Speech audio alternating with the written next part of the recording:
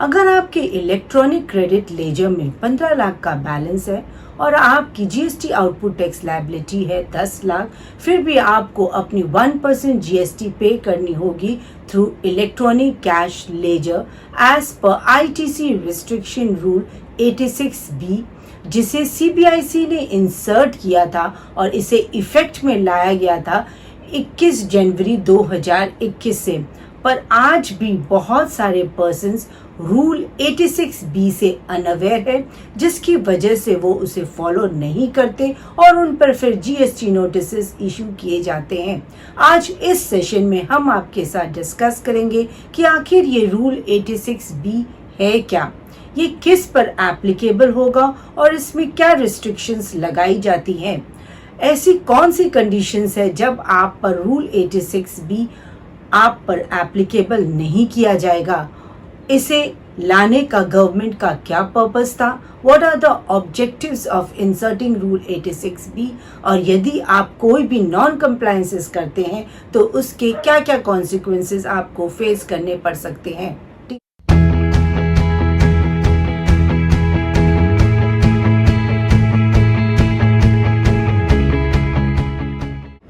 Hi friends, I am CA Anita Agarwal. Welcome back to my channel. यदि आपने अभी तक मेरा चैनल सब्सक्राइब नहीं किया है तो subscribe my channel and press the bell icon, ताकि आपको इस तरह की वैल्यूएबल इंफॉर्मेशंस की नोटिफिकेशंस मिलती रहे। Like the video and share with your friends and relatives in order to create awareness. सबसे पहले हम जानते हैं कि व्हाट इज रूल 86B और इसे कब से इंसर्ट किया गया।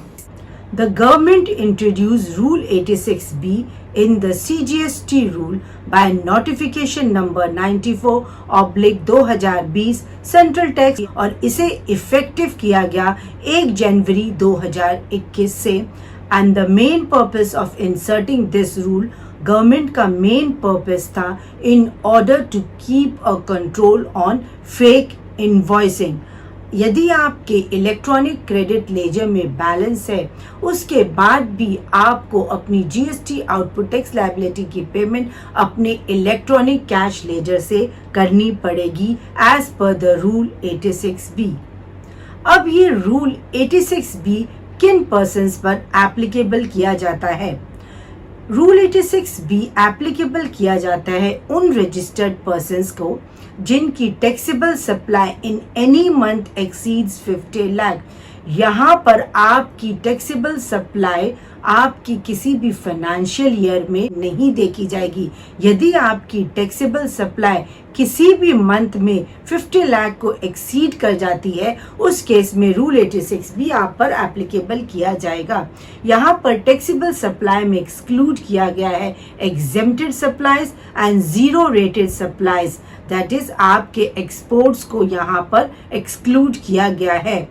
अब आप पर क्या रिस्ट्रिक्शन इम्पोज किया गया है एज पर रूल 86B। आपको minimum 1% of the GST liability पे करना होगा इन कैश, और रिमेनिंग 99% जीएसटी आप पे कर सकते हैं थ्रू आईटीसी यदि किसी भी मंथ में आपकी taxable supply excluding the exempted supply और एक्सपोर्ट एक्सीड्स 50 लाख रुपीज। इसे हम एक एग्जाम्पल के थ्रू समझते हैं। एबीसी प्राइवेट लिमिटेड, जिसका मंथली टैक्सेबल टर्नओवर 80 लाख रुपए है in the month of February, और उसकी GST output tax liability eight a rate of 18% is 14,40,000। उसका इलेक्ट्रॉनिक क्रेडिट लेजर बैलेंस है 15 लाख रुपए, फिर भी वह अपने 100% की आउटपुट टैक्स लायबिलिटी अपने इलेक्ट्रॉनिक क्रेडिट लेजर से पे नहीं कर सकता। Maximum ITC utilisation allowed is 99%, that is 14,26,000, और उसको मिनिमम 1% पे करना होगा इन कैश, दैट इज 14,400 की पेमेंट उसे करनी होगी थ्रू इलेक्ट्रॉनिक कैश लेजर। अब हम समझते हैं कि रूल 86B किन पर एप्लीकेबल नहीं होगा। ऐसी कौन सी कंडीशंस हैं जब आप इस रूल 86 से आप बच सकते हैं। यदि आप एक रजिस्टर्ड पर्सन है, जैसे कोई proprietor, karta, managing director, partner, whole time director, और उसने इनकम टैक्स 1 लाख से ज़्यादा पे किया है in each of the last 2 financial year, उस केस में उस पर ये रूल 86 भी एप्लीकेबल नहीं किया जाएगा। यदि आप एक टैक्स पेयर हैं और आपने previous financial year more than 1 lakh of refund आपने क्लेम किया है, और इन रिफंड को आपने क्लेम किया है on the basis of unutilized ITC from zero rated suppliers without the payment of tax, that is export और SEZ supplies under LUT, या आपका रिफंड जो आपने 1 लाख से ज़्यादा प्रीवियस ईयर में क्लेम किया है, that was on account of inverted duty structure. आपका rate of tax on input higher था than the outputs. Thirdly, 86B is not applicable to government departments, public sector undertaking, local authorities and statutory authorities. The fourth is the case जब आप पर rule 86B applicable नहीं किया जाएगा। यदि किसी भी टैक्स पेयर ने कमिश्नर को एप्लीकेशन फाइल की है टू रिमूव द रिस्ट्रिक्शन और at the discretion of commissioner, यदि कमिश्नर को वो केस डीम फिट लगता है at the discretion of the commissioner after the due verification, और उन सभी रीजंस को रिकॉर्ड करते हुए कमिश्नर आपको रूल 86B से एक्सेप्शन प्रोवाइड कर सकता है।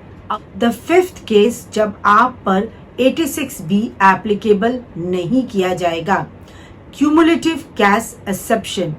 यदि किसी भी टैक्स पेयर ने already cumulatively greater than 1% of output tax liability in cash पे कर दी है in the said month in the current financial year। इसे भी हम एक एग्जाम्पल के थ्रू समझते हैं। मान लो एक टैक्स पेयर है ABC ट्रेडर्स और उसकी टर्नओवर जुलाई में है 60 लाख रुपी। दैट मीन्स जुलाई में उस पर ये रूल 86B एप्लीकेबल हो जाएगा। उसकी आउटपुट GST लायबिलिटी अप्रैल से जून तक थी। अप्रैल में थी 2 लाख, मई में थी 2.5 लाख और जून में थी 3 लाख, और टोटल आउटपुट टैक्स लायबिलिटी अप्रैल से जून में है 7.5 लाख रुपए। उसने अपनी आउटपुट टैक्स लायबिलिटी कैश की payment till June electronic cash ledger से की 10,000 अप्रैल में, 20,000 मई में, 50,000 जून में, यानी कि उसने अपनी टोटल आउटपुट टैक्स लायबिलिटी अप्रैल, मई और जून की कैश में पे की 80,000 रुपीज़। तो क्यूमुलेटिव उसने कितनी कैश पेमेंट की है, that is 80,000 divided by 7,50,000 into 100, that is 10.67% की क्यूमुलेटिव टैक्स पेमेंट की गई by ABC trader from April to June, which is greater than 1%. Since the cumulative cash payment till June is more than 1%, तो rule 86B ABC traders पर applicable नहीं किया जाएगा इन month of July.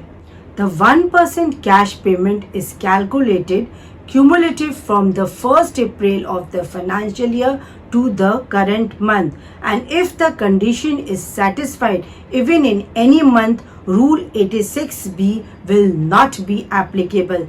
Rule 86B को insert करने के behind government का main objective था to keep a control on fake invoicing.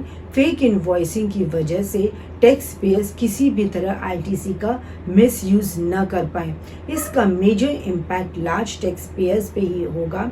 इसका कोई भी impact small and medium enterprises पर नहीं होगा। लार्ज टैक्स पेयर्स को ऑलवेज अपना मिनिमम कैश फ्लो मेंटेन करके रखना होगा। गवर्नमेंट का इंटेंशन था to curb circular trading and tax evasion, ताकि ज़्यादा से ज़्यादा लोग GST कंप्लायंसेस करें और किसी भी तरह का गवर्नमेंट का रेवेन्यू लॉस ना हो। यदि आप रूल 86B का नॉन कंप्लायंस करते हैं और रॉन्गली अपनी ITC को यूटिलाइज करते हैं, उस केस में आप पर interest at a rate of 18% for wrongly utilising your ITC claim किया जा सकता है। आप पर पेनाल्टी अंडर सेक्शन 122 भी इम्पोज की जा सकती है और इन एक्सट्रीम कंडीशन आपका जीएसटी रजिस्ट्रेशन भी सस्पेंड या कैंसिल किया जा सकता है। यदि आप इन सब से बचे रहना चाहते हैं, आप पर किसी भी तरह की कोई भी जीएसटी नोटिस इशू ना किए जाए, तो आप अपनी टैक्सेबल सप्लाई को मंथली चेक करें और अपने कैश पेमेंट की कंप्लाइंट को प्रॉपर तरीके से करें। Hope guys this video has added value to you. Thanks for your valuable time. Jai Hind.